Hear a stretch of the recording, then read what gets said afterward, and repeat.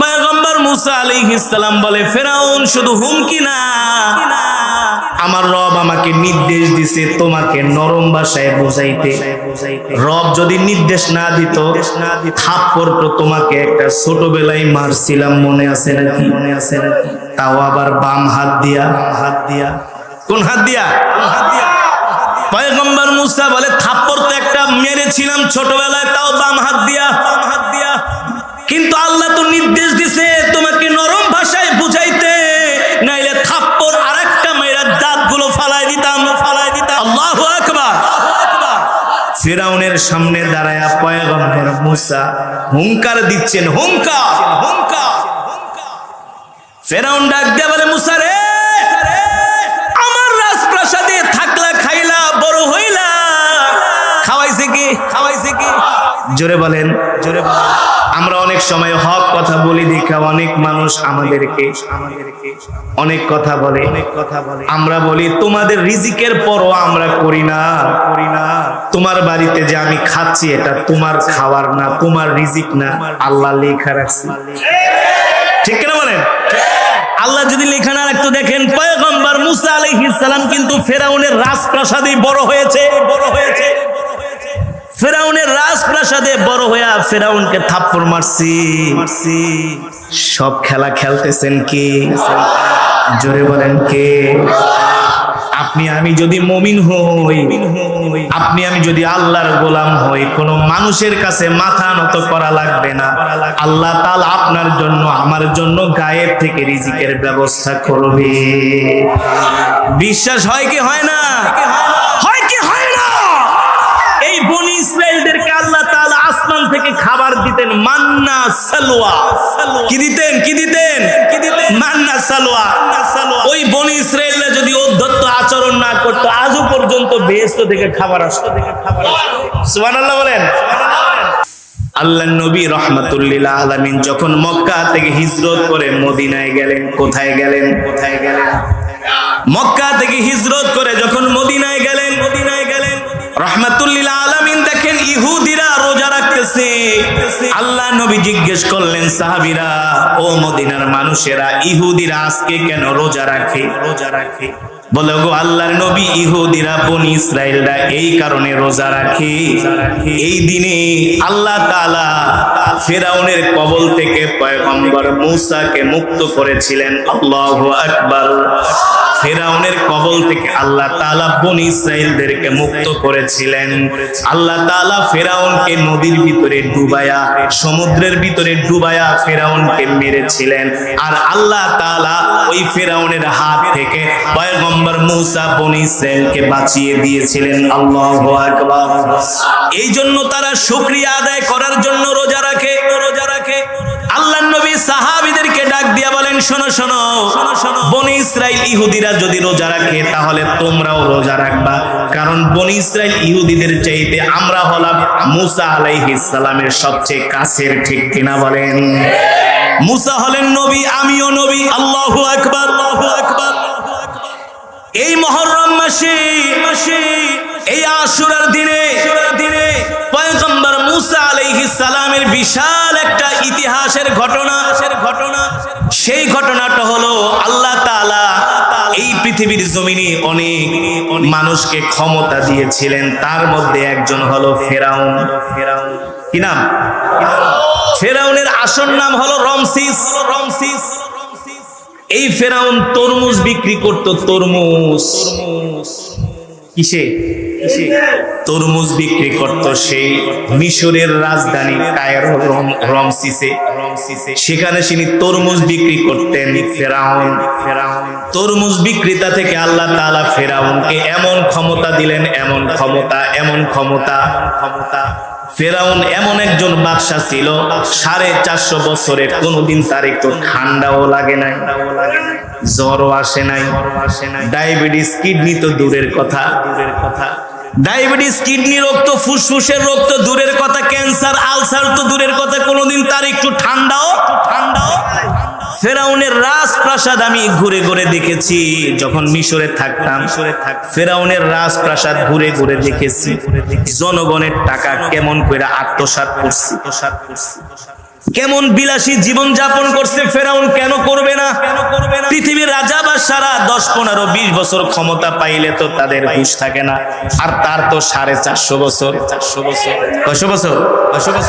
450 বছরের ক্ষমতা পায়া ফেরাউন তার রাজ্যের মানুষদেরকে ডাক দিয়া বলছে, আমার রাজ্যের মানুষের এদিকে আসো। আজ থেকে আমি ফেরাউন ঘোষণা করলাম, আনা রব্বুকুমুল আলা, আজকে থেকে আমি হলাম তোমাদের বড় খোদা। বলেন নাউজুবিল্লাহ, আরো জোরে বলেন নাউজুবিল্লাহ। ফেরাউন যখন নিজেকে খোদা দাবি করলেন, তাও আবার কি খোদা? নাউজুবিল্লাহ বলেন। অথচ এই পৃথিবীর ক্ষমতার মালিক আল্লাহু আকবার, আরো জোরে বলেন আল্লাহু আকবার। আল্লাহ তাআলা পয়গম্বর মুসা আলাইহিস সালাম কি এই আশুরা দিনে, এই মুহররম মাসে বললেন, ইযহাব ইলা ফিরআউনা ইন্নাহু তাগা ফাকুলা লাহু কাওলাল লাইয়িনাল লাআল্লাহু ইয়াতাযাক্কারু আও ইয়াখশা। এ মুসা, যাও তুমি ফেরাউনের কাছে।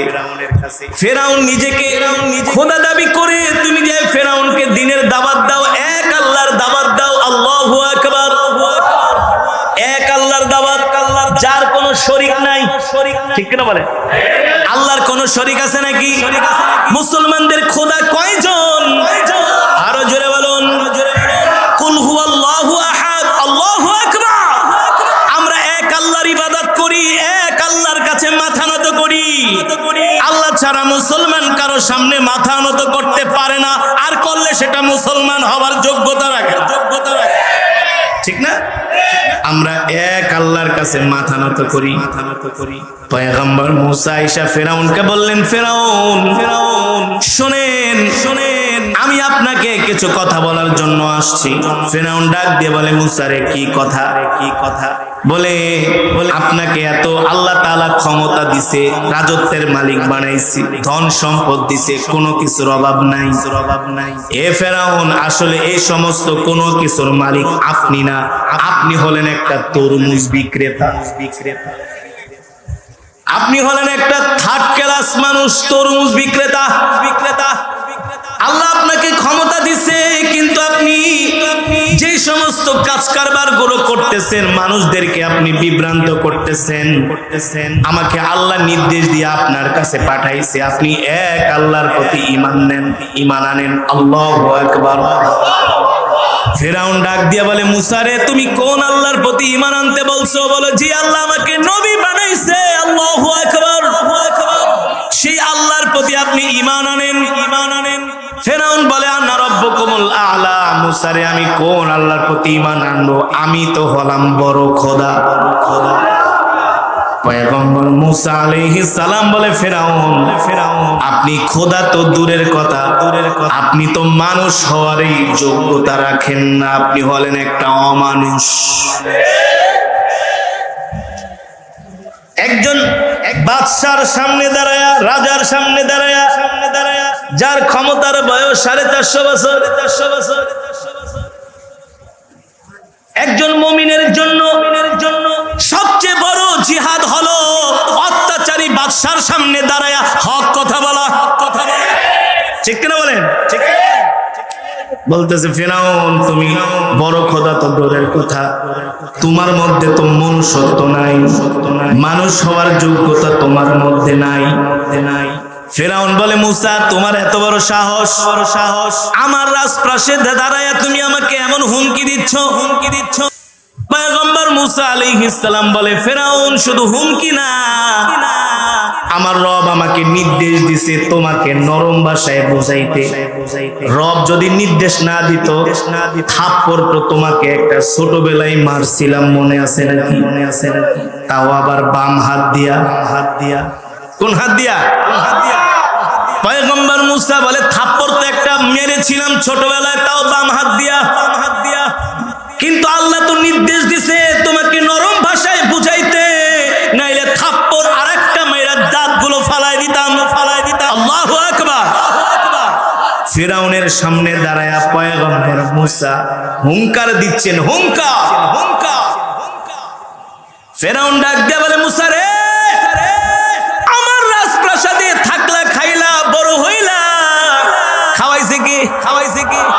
জোরে বলেন, জোরে বলেন।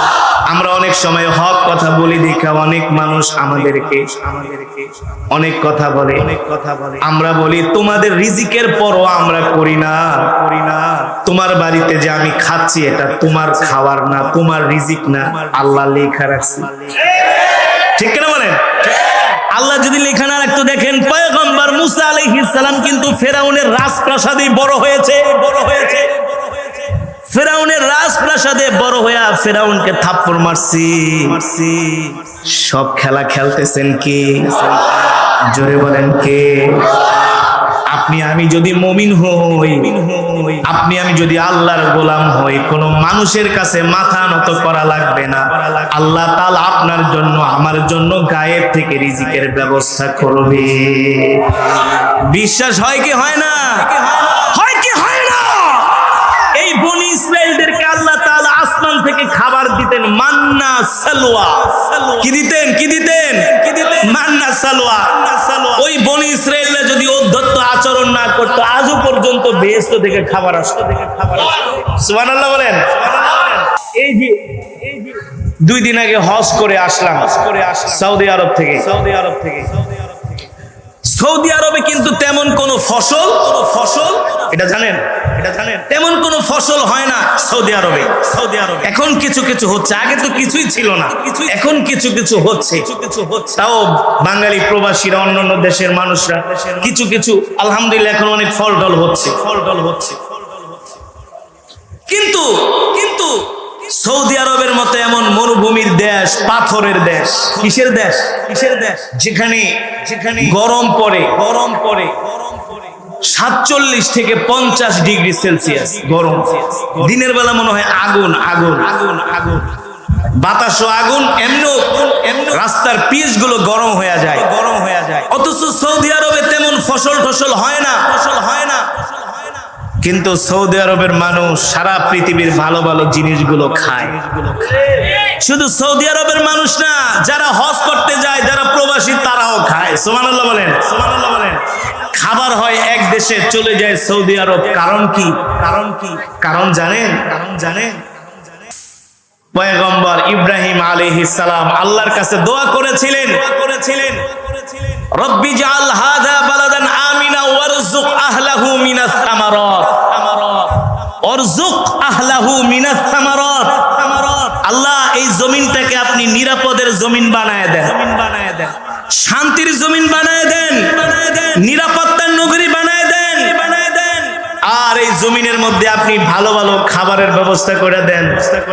আল্লাহ তাআলা পয়গম্বরের দোয়া এমন ভাবে কবুল করছে যেই দেশ মরুভূমির দেশ, তেমন কোনো ফসল হয় না, অথচ সারা পৃথিবীর ভালো ভালো জিনিসগুলো সৌদি আরবে চলে যায়। এটা কিয়ামত পর্যন্ত যাবে। কিয়ামত পর্যন্ত সৌদি আরবের মানুষ কোনোদিন না খেয়ে মরবে না। পয়গম্বর ইব্রাহিম আলাইহিস সালাম জাতির পিতার দোয়া কবুল হওয়ার কারণে। আমি সৌদি আরবের একটা প্রোগ্রামে গেছি।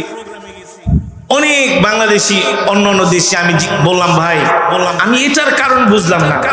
আমি পাশের দেশ মিশরেও পড়াশোনা করছি, অনেকদিন ছিলাম, কিন্তু আমার কাছে কেমন যেন মনে হয় সৌদি আরবের জিনিস, মালটা, ফলের মধ্যে মিষ্টতা বেশি, সবকিছুর মধ্যে মানে অন্যরকম স্বাদ।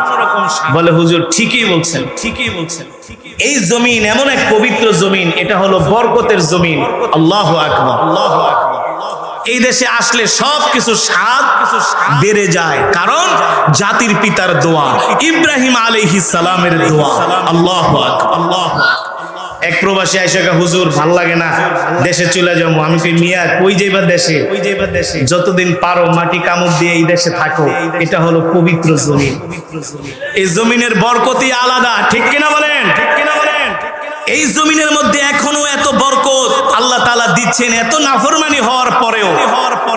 তো বনি ইসরাইলরা যদি উদ্ধত আচরণ না করত, আল্লাহর সাথে নাফরমানি না করত, আল্লাহ এখনো পর্যন্ত আসমান থেকে আমাদেরকে খাবার দিতেন, এখনো খাবার দিতেন। পয়গম্বর মুসা আলাইহিস সালামকে আল্লাহ তাআলা ফিরাউনের রাজপ্রাসাদে লালন পালন করলেন, বড় করলেন। ফিরাউন কয়, মুসা রে তোমাকে এত আদর করে আমার রাজপ্রাসাদে বড় করলাম, লাস্টে তুমি আইছো আমার রাজপ্রাসাদ আমাকে তছনছ করার জন্য, ক্ষমতাচ্যুত করার জন্য। পয়গম্বর মুসা আলাইহিস সালাম বলে, ফিরাউন তুমি নিজেকে খোদা দাবি করেছো, আমি তোমাকে সাবধান করে দিয়ে গেলাম, তুমি খোদা হওয়া তো দূরের কথা, মানুষ হওয়ার যোগ্যতা তোমার মাঝে নাই। তুমি এক আল্লাহর প্রতি ঈমান আনো, নইলে তোমাকে জাহান্নামের আগুনে জ্বলতে হবে। ফিরাউন বলে, মুসা মুখ সামলায় কথা বল। পয়গম্বর মুসা আলাইহিস সালাম বলে, না যেটা বলেছি সেটাই সত্য, এক আল্লাহর প্রতি ঈমান আনো। বলে, আরেকবার যদি বলো তাহলে মুসা আমি তোমাকে শায়েস্তা করব। বলে, কি করবা? বলে, তোমাকে আমি হত্যা করব। পয়গম্বর মুসা বলে যে আমার হায়াতের মালিক, তুমি আমার হায়াতের মালিক না, তুমি আমার একটা পশমও ছিঁড়তে পারবা না। ঠিক কিনা বলেন? এই কথা বললে কি আর ফেরাউনের মাথা ঠিক থাকে? ফেরাউন তার বাহিনীকে ডাক দিলেন, ডাক দিয়ে বললেন, এ মুসাকে ধরো, তাকে হত্যা করো। ফেরাউন তার বাহিনীকে পয়গম্বর মুসা আলাইহিস সালামকে মারার জন্য তার পিছনে লেলিয়ে দিলেন। ফেরাউনের বাহিনী পয়গম্বর মুসাকে ধাওয়া করতে শুরু করলেন। ফেরাউন বলে, এ সৈন্য সামন্তরা, শুধু তোমরা একাই মুসাকে ধাওয়া করবে না, আজকের যুদ্ধের নেতৃত্ব আমি নিজেই দিব। মানে উলি মরার আগে তার পাখা গজায়। ঠিক কিনা বলেন? উলি জানে না যে কখন তার মরণ হবে, সে পাখা গজায় মনে করে অনেক কিছু হয়ে গেছে।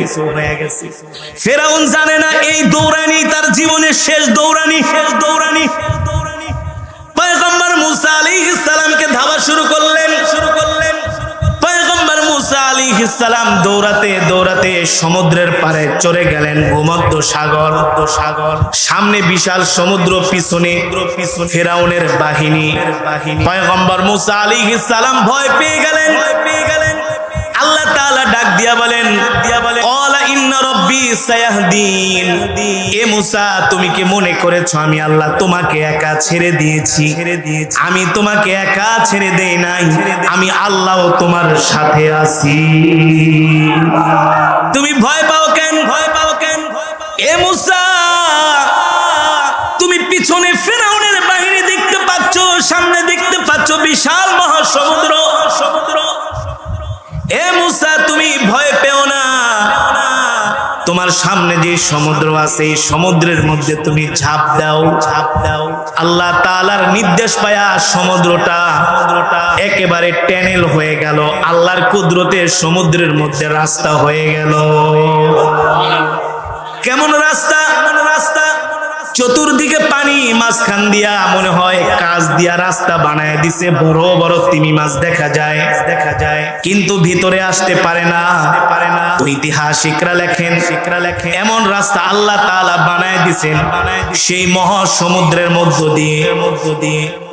ঘোড়ার যে খুর আছে সেই খুর পর্যন্ত পানিতে স্পর্শ করে নাই। আল্লাহু আকবার।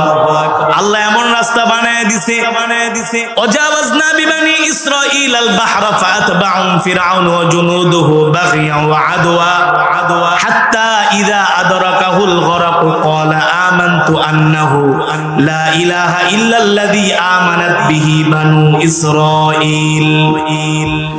আল-আনা ওয়া ক্বাদ আসাইতা ক্বাবলু ওয়া কুনতা মিনাল মুফসিদিন ফালইয়াওমা নুনাজ্জিকা বিবাদানিকা লিতাকুনা লিমান খালফাকা আয়া ওয়া ইন্না কাসীরাম মিনান নাসি আন আয়াতিনা লাগাফিলুন। আল্লাহু আকবার।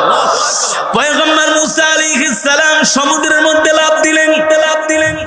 পয়গম্বর মুসা আলাইহিস সালাম তার সাথী সঙ্গীদেরকে নিয়ে সমুদ্র পার হয়ে গেলেন।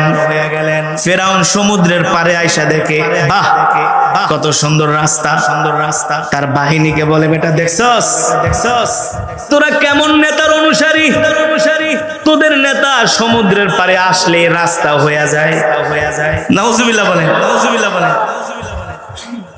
ঝরে বক মরে ফকিরের, হ্যাঁ আল্লাহকে আয় তোরে মজাটা দেখাচ্ছি।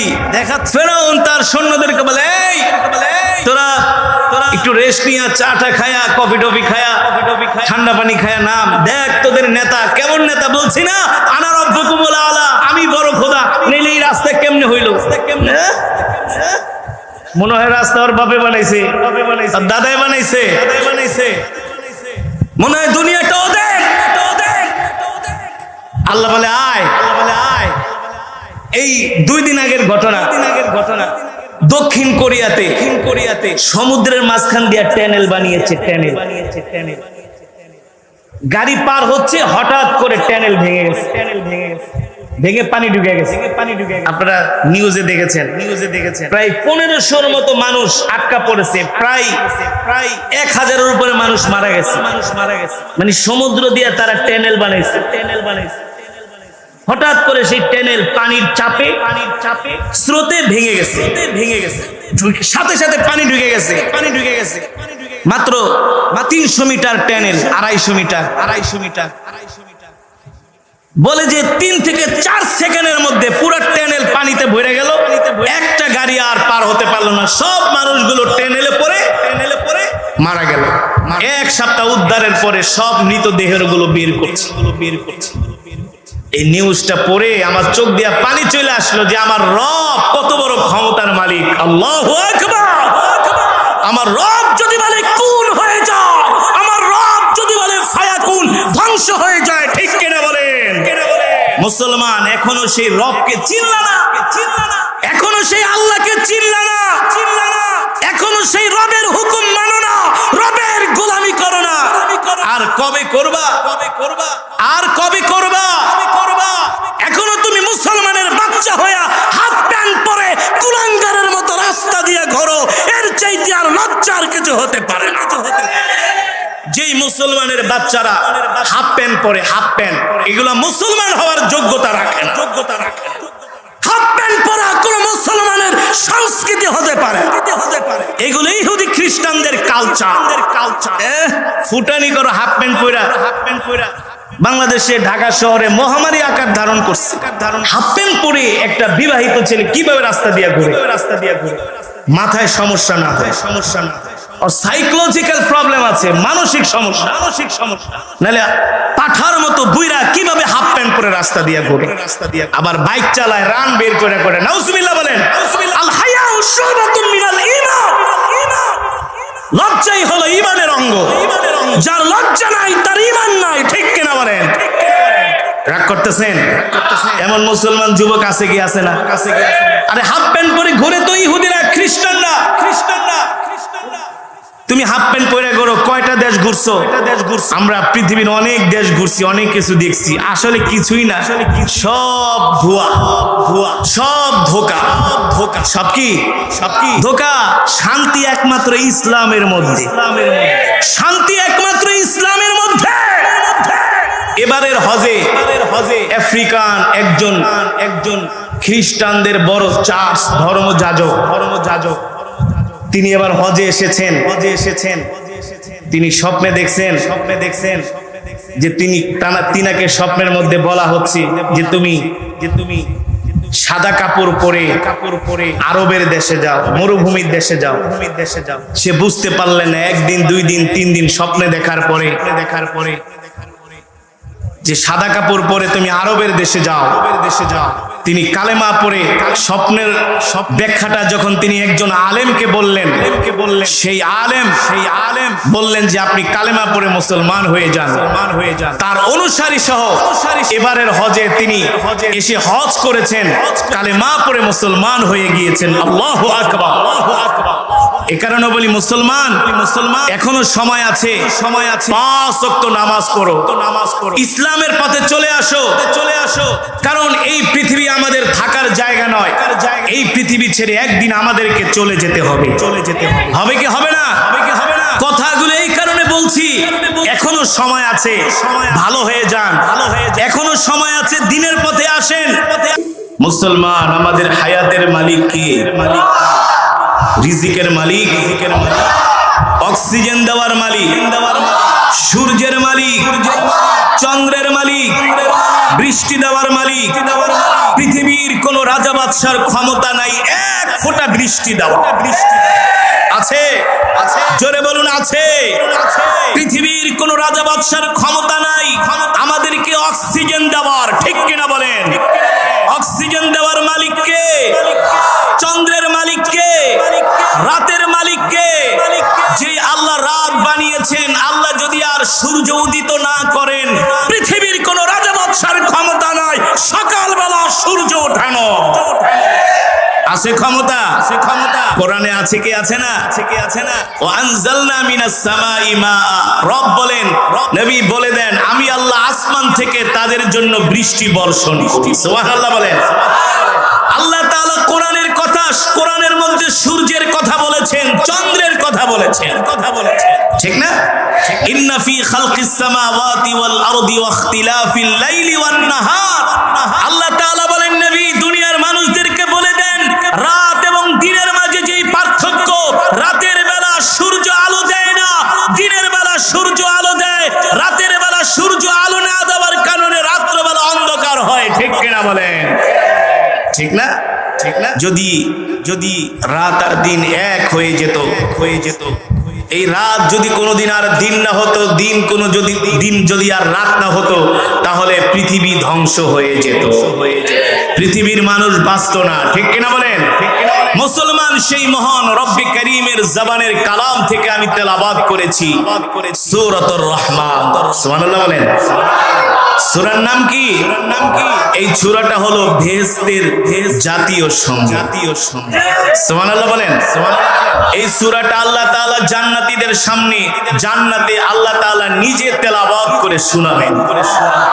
জান্নাতীরা আল্লাহ তাআলার কুদরতি কণ্ঠে সেই দিন এই সূরার তেলাওয়াত শুনে 50,000 বছর পর্যন্ত জান্নাতীরা আনন্দে আত্মহারা হয়ে গলা কাটা মুরগির মতো ছটফট করতে থাকবে, ঠিক কিনা বলেন? যুবক, তোমরা আজকে কাদের পিছনে ঘুরতেছো? কিসের নেশায় ঘুরতেছো? একবারও চিন্তা করো না। এই পৃথিবীর ক্ষমতা একমাত্র আল্লাহ তাআলার হাতে। তোমার আমার হায়াতের মালিক আল্লাহ। আল্লাহ যদি না চান, 1 সেকেন্ডের মধ্যে আমাদের দম বন্ধ করে দিতে পারে না? আজকে যুবকরা মাতাল হয়ে ঘুরতেছে। আজকে যুবকদের মাঝে দিন নাই, ইসলাম নাই। আজকে মুসলমানরা মুসলমানিত্ব ভুলে গেছে। মুসলমানরা মনে করেছে শুধু মুসলমানের ঘরে জন্ম নিলেই মুসলমান হওয়া যায়। মুসলমানের ঘরে জন্ম নিলে মুসলমান হওয়া যায় না। মুসলমান হতে হলে মুসলমানিত্ব থাকতে হয়, ঠিক কিনা বলেন? কি থাকতে হয়? আজকে আমরা মুসলমানরা গরু খাওয়া মুসলমানে পরিণত হয়েছে। আমরা মুসলমানরা এখন পাল্লা দিই, কে কার চাইতে গরু গোশত বেশি খেতে পারে, ঠিক না? ঠিক দোস্ত, কোরবানি দিছস, কয় কেজি মারছস? দোস্ত দিয়াই 1.5-2 কেজি। আমি তো 3 কেজি খায়া ফেলাইছি। কিন্তু সেই দিন জোহরের নামাজ পড়ে নাই, গরু কোবাইতে, ঠিক না বলেন? অথচ এই কথা জিজ্ঞেস করলো না, গরু তো জবাই দিছো, কোরবানি করলা, জোহরের নামাজ পড়েছিলা কিনা, আসরের নামাজ পড়েছিলা কিনা? কে দোস্ত, কোরবানি দিয়া গরু কাটতে টায়ার্ড হয়ে গেছি, ঘুমায় গেছি, কোন সময় যে ফজর হয়েছে টেরও পাই না। খুব মুসলমান, ঠিক কিনা বলেন? না মুসলমান, এটা তো আমাদের হওয়ার কথা ছিল না। আল্লাহ তাআলা দুনিয়াতে এই কারণে আমাদেরকে পাঠান নাই। আল্লাহ তাআলা দুনিয়াতে আমাদেরকে পাঠিয়েছেন আল্লাহর গোলামি করার জন্য, ঠিক কিনা বলেন? কার গোলামি? একমাত্র আল্লাহ তাআলার হুকুম মানতে হবে, আল্লাহ তাআলার গোলামি করতে হবে। আজকে আমরা মুসলমানরা সেই আল্লাহর হুকুম ভুলে গিয়েছি, আল্লাহর গোলামি করা ছেড়ে দিয়েছি। দুঃখের বিষয় হলো বর্তমানে বাংলাদেশের মেজরিটি পার্সেন্ট মানুষ নামাজ পড়ে না, ঠিক না? বাংলাদেশের মেজরিটি পার্সেন্ট মানুষ কোরআন পড়তে পারে না। কারণ কি? আজকে মুসলমানদের কোরআন মুসলমানদের শোকেসের মধ্যে শোভা পায়। আলমারির মধ্যে কোরআন ঢুকায় রাখে, অথচ আল্লাহ তাআলা কোরআন নাযিল করেছেন কোরআন তেলাওয়াত করার জন্য, ঠিক কিনা বলেন? আমাদের সমাজটাকে যদি আজকে কোরআন দিয়ে গড়ে তোলা হতো তাহলে এই সমাজের মধ্যে মারামারি কাটাকাটি হানাহানি থাকতো না, হিংসা বিদ্বেষ থাকতো না। ঠিক কিনা বলেন? ঠিক কিনা? আজকে আমাদের মুসলমানদের মাঝে আল্লাহর কোরআনের শিক্ষা নাই। মুসলমান সকালবেলা উঠে এখন আর কোরআন পড়ে না, সকালবেলা উঠে আগে গান বাজায়, গান শোনে। প্রত্যেকটা চায়ের দোকানে দোকানে দেখবেন সকালবেলা থেকে শুরু হয় বাংলা সিনেমা দেখা। নাউজুবিল্লাহ বলেন। টেলিভিশন খুলেই গান আর সিনেমার নাটক। ঠিক কিনা বলেন? অথচ এটা আমাদের হওয়ার কথা ছিল না। মুসলমানরা সকালবেলা উঠে ফজরের নামাজ পড়বে, ফজরের নামাজ পড়েই তারা কোরআন তেলাওয়াত করবে। ঠিক কিনা বলে? মুসলমান এই মাস মুহররম মাস। কি মাস? কি মাস? জোরে বলেন, জোরে বলেন। এই মুসলমানের বাচ্চারা হাফ প্যান্ট পরা রাস্তা দিয়ে ঘোরো না। নাম রাখছে আব্দুল করিম, কত সুন্দর নাম, সুন্দর নাম। নাম রাখছে আবু বকর, কত সুন্দর নাম। অথচ মুসলমানের বাচ্চা হইয়া কোরআনের শিক্ষা নাই, দ্বীনের শিক্ষা নাই, হাফ প্যান্ট পরা মুসলমানের সন্তান ঘরে আছে কি আছে না? আছে কি আছে না? জোরে বলেন, জোরে বলেন। ওদেরকে ডাক দিয়া যদি জিজ্ঞেস করো, বলো তো আরবি 12 মাসের নাম কি? কলেজ ইউনিভার্সিটি পড়া শেষ করছে, যদি জিজ্ঞেস করেন আরবি 12 মাসের নাম কি, দেখবেন বুম মারলেও তাদের মুখ দিয়া আরবির একটা মাসের নাম বের হবে না। আরে বাঙালি করে বাংলা মাসের নামই তো ঠিক মতো জানে না। ঠিক কিনা বলেন? ঠিক। লাফায় শুধু 31st নাইট নিয়ে কিনিয়া। অথচ আমরা মুসলমান, আমরা বাঙালি, সর্বপ্রথম আমরা বাংলা ভাষাকে ভালোবাসবো। এটা আমাদের মাতৃভাষা। দ্বিতীয়ত আমরা আরবি মাসকে ভালোবাসবো। ঠিক কিনা বলেন? আরবি মাসের প্রথম মাসের বছরের প্রথম মাসের নাম হলো মুহররম মাস। আল্লাহু আকবার। কি নাম? কি নাম? জোরে বলেন। মনে থাকবে তো ইনশাআল্লাহ? এটা কি মাস? জোরে বলেন, কি মাস? এই মুহররম মাসে মুসলমানদের ইতিহাসে এমন কিছু ঘটনা ঘটে গিয়েছে যেটা মুসলমানরা জানে না। যদি জানতো তাহলে তারা ইংরেজি মাসের মতো মুহররম মনে রাখতো। ঠিক না? এই যে কালকের পরের দিন 10ই মুহররম, ঠিক না? 10ই মুহররম যাকে বলা হয় আশুরা। আশুরা মানে আশারা মানে 10, দশম দিন। আশারা মানে কি? আশারা মানে 10। এই যে মুহররম মাস এত গুরুত্বপূর্ণ একটি মাস, আশুরার দিন বাংলাদেশে ঢাকা শহরে মহামারী আকার ধারণ করছে। হাফ প্যান্ট পরে একটা বিবাহিত ছেলে কিভাবে রাস্তা দিয়ে ঘুরে? মাথায় সমস্যা না হয়, আর সাইকোলজিক্যাল প্রবলেম আছে, মানসিক সমস্যা। নাহলে পাঠার মতো বুইরা কিভাবে হাফ প্যান্ট পরে রাস্তা দিয়ে ঘুরে? আবার বাইক চালায়, রান বের করে। নাউজুবিল্লাহ বলেন। আল হায়াউ শুবাতুম মিনাল ঈমান।